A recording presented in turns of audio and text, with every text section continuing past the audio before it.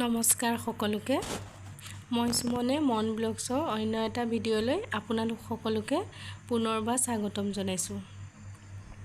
আশা কৰোঁ সকলো ভালে আছে।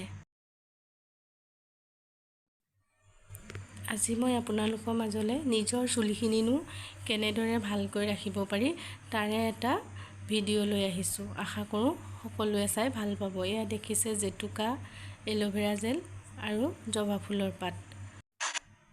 এতিয়া মই এই গোটেইখিনি ধুনীয়াকৈ ধুই ল'ম। ধুই মিক্সিত গুড়ি কৰি ল'ম। কোনে কোনে বাৰু এনেদৰে চুলিত জেতুকা আৰু জবা ফুলৰ পাত লগাই জনাবচোন, আৰু যিসকলে লগোৱা নাই লগাই চাব, সঁচাকৈ বহুত ভাল পাব। এয়া মই এতিয়া মিক্সি জাৰত পিচি ল'ম। সঁচাকৈ চুলিৰ কাৰণে বহুত উপকাৰী। চুলি ফটা, চুলি সৰা বা উফি সমস্যা সকলোখিনিতে ভাল পাব।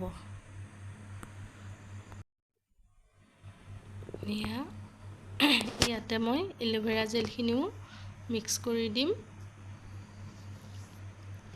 চাফা কৰি লৈ ধুনীয়াকৈ ইয়াতে মিক্স কৰিব।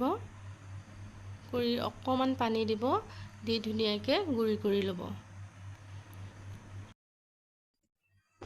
এয়া মোৰ ধুনীয়াকৈ গুড়ি হৈ গ'ল। ইয়াতে মই এতিয়া অলপমান নাৰিকল তেল মিক্স কৰিম। আপোনালোকে নকৰিলেও কথা নাই, মোৰ চুলিখিনি বহুত শুকান, সেইকাৰণে মই অলপ নাৰিকল তেল মিক্স কৰি দিছোঁ। তাৰপিছত ধুনীয়াকৈ 1 ঘণ্টাৰ কাৰণে লগাই থৈ দিম চুলিত। তাৰপিছত নৰ্মেল পানীয়ে ধুই দিম। আপোনালোকেও লগাই চাব, খুব ভাল পাব।